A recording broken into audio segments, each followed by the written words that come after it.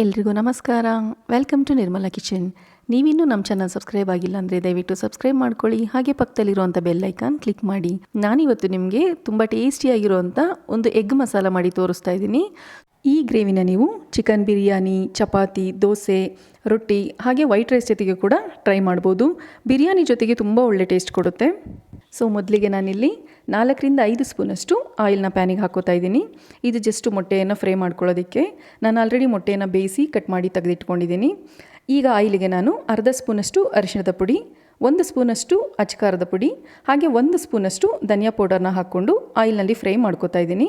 ಸ್ಪೈಸಸ್ನ fry ಮಾಡ್ಕೊಳ್ಳುವಾಗ ಆದಷ್ಟು low ಫ್ಲೇಮ್ನಲ್ಲೇ ಇಟ್ಕೊಳ್ಳಿ. So ನೋಡಿ, ನಾನಿಲ್ಲಿ ಮೊಟ್ಟೆಯನ್ನು ಈ ಶೇಪ್ನಲ್ಲಿ ಕಟ್ ಮಾಡಿ ತೊಗೊಂಡಿದ್ದೀನಿ. ನೀವು ಬೇಕಂದರೆ ರೌಂಡ್ ಶೇಪ್ ಕೂಡ ಕಟ್ ಮಾಡಿ ತೊಗೋಬೋದು. ಸೊ ಇದನ್ನು ಇವಾಗ ಆಯಿಲಲ್ಲಿ ಫ್ರೈ ಮಾಡ್ಕೊಳ್ಳೋಣ. ಮೀಡಿಯಮ್ ಟು ಲೋ ಫ್ಲೇಮ್ನಲ್ಲಿ ಫ್ರೈ ಮಾಡ್ಕೊಳ್ಳಿ. ಸೊ ಒಂದು ಸೈಡ್ ಚೆನ್ನಾಗಿ ಫ್ರೈ ಆದ ನಂತರ ಇದನ್ನು ಟರ್ನ್ ಮಾಡಿಕೊಂಡು ಇನ್ನೊಂದು ಸೈಡಲ್ಲೂ ಕೂಡ ರೋಸ್ಟ್ ಮಾಡ್ಕೊಳ್ಳೋಣ. ಆದಷ್ಟು ರೋಸ್ಟ್ ಮಾಡ್ಕೊಳ್ಳಿ. ಅದು ರೋಸ್ಟ್ ಆಗಿರುವಾಗ ಟೇಸ್ಟ್ ತುಂಬ ಚೆನ್ನಾಗಿ ಬರುತ್ತೆ. ಸೊ ಮೊಟ್ಟೆ ಎಲ್ಲ ಈಗ ಚೆನ್ನಾಗಿ ಫ್ರೈ ಆಗಿದೆ. ನಾನು ಇದನ್ನು ಒಂದು ಪ್ಲೇಟಿಗೆ ಎತ್ತಿಟ್ಕೋತಾ ಇದ್ದೀನಿ.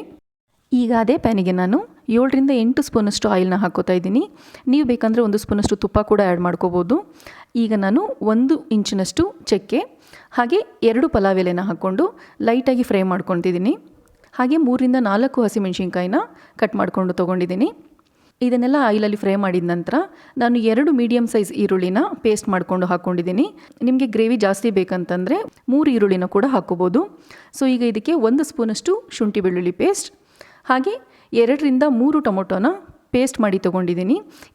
ಈ ರೀತಿ ಪೇಸ್ಟ್ ಮಾಡಿ ಹಾಕ್ಕೊಳ್ಳೋದ್ರಿಂದ ಗ್ರೇವಿ ಜಾಸ್ತಿ ಕೂಡ ಆಗುತ್ತೆ. ಸೊ ಈಗ ಇದನ್ನೆಲ್ಲ ನಾವು ಆಯಿಲಲ್ಲಿ ನೀಟಾಗಿ ಫ್ರೈ ಮಾಡ್ಕೊಳ್ಳೋಣ. ಆದಷ್ಟು ಲೋ ಫ್ಲೇಮ್ನಲ್ಲೇ ಫ್ರೈ ಮಾಡ್ಕೊಳ್ಳಿ. ಮಸಾಲನಲ್ಲಿರುವಂಥ ಆಯಿಲ್ ಬಿಡೋವಷ್ಟು ಇದನ್ನು ಫ್ರೈ ಮಾಡ್ಕೊಂಡ ನಂತರ ಇದಕ್ಕೆ 1 ಸ್ಪೂನಷ್ಟು ಧನಿಯಾ ಪೌಡರ್ ಹಾಗೆ 1 ಸ್ಪೂನಷ್ಟು ಅಚ್ಚಕಾರದ ಪುಡಿ, ಅರ್ಧ ಸ್ಪೂನಷ್ಟು ಅರಿಶಿಣದ ಪುಡಿ ಹಾಗೆ 2 ಸ್ಪೂನಷ್ಟು ಚಿಕನ್ ಮಸಾಲ ತೊಗೊಂಡಿದ್ದೀನಿ. ಚಿಕನ್ ಮಸಾಲ ಪೌಡರ್ ಇಲ್ಲ ಅಂತಂದರೆ ನೀವು ಗರಂ ಮಸಾಲ ಕೂಡ ಯೂಸ್ ಮಾಡ್ಬೋದು. ಹಾಗೆ 1 ಸ್ಪೂನಷ್ಟು ಉಪ್ಪನ್ನು ಹಾಕ್ಕೊಂಡು ಇದನ್ನು ಚೆನ್ನಾಗಿ ಫ್ರೈ ಮಾಡ್ಕೊಳ್ಳೋಣ. ಆದಷ್ಟು ಮಸಾಲನಲ್ಲಿರುವಂಥ ಆಯಿಲೆಲ್ಲ ಚೆನ್ನಾಗಿ ಬಿಡುವಷ್ಟು ಇದನ್ನು ಫ್ರೈ ಮಾಡ್ಕೋಬೇಕು. ಹಾಗೆ ನಿಮಗೆ ಗ್ರೇವಿ ಕನ್ಸಿಸ್ಟೆನ್ಸಿ ಬೇಕಂದರೆ ಸ್ವಲ್ಪ ನೀರನ್ನು ಕೂಡ ಆ್ಯಡ್ ಮಾಡ್ಕೋಬೋದು. ಆದರೆ ಜಾಸ್ತಿ ನೀರನ್ನು ಆ್ಯಡ್ ಮಾಡ್ಕೋಬೇಡಿ. ನೀರು ಡ್ರೈ ಆಗೋದು ತುಂಬ ಲೇಟ್ ಆಗುತ್ತೆ. ಸೊ ಈಗ ಮಸಾಲೆ ಎಲ್ಲ ಚೆನ್ನಾಗಿ ಫ್ರೈ ಆಗಿದೆ. ನಾವು ಮೊದಲೇ ಕಟ್ ಮಾಡಿ ರೋಸ್ಟ್ ಮಾಡಿ ಇಟ್ಕೊಂಡಿರೋಂಥ ಮೊಟ್ಟೆನ ಆ್ಯಡ್ ಮಾಡ್ಕೋತಾ ಇದ್ದೀನಿ. ಮೊಟ್ಟೆ ಹಾಕಿದ ನಂತರ ತುಂಬ ಬೇಯಿಸುವಂಥ ಅವಶ್ಯಕತೆ ಇರಲ್ಲ.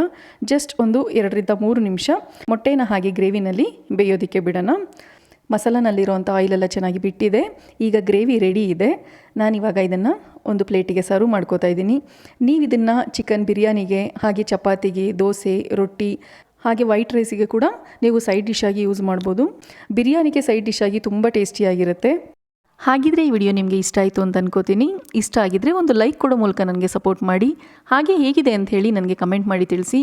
ಏನಾದರೂ ಚೇಂಜಸ್ ಬೇಕಿದ್ರೂ ಕೂಡ ನೀವು ನನಗೆ ಕಮೆಂಟ್ ಮಾಡಿ ಹೇಳ್ಬೋದು. ನಾನು ಅದನ್ನು ಫಾಲೋ ಮಾಡ್ತೀನಿ. ಸೊ ನನ್ನ ಎಲ್ಲ ವೀಡಿಯೋಸ್ನು ಹೀಗೆ ನೋಡ್ತಾ ಇರಿ, ಸಪೋರ್ಟ್ ಮಾಡ್ತಾ ಇರಿ. Thank you.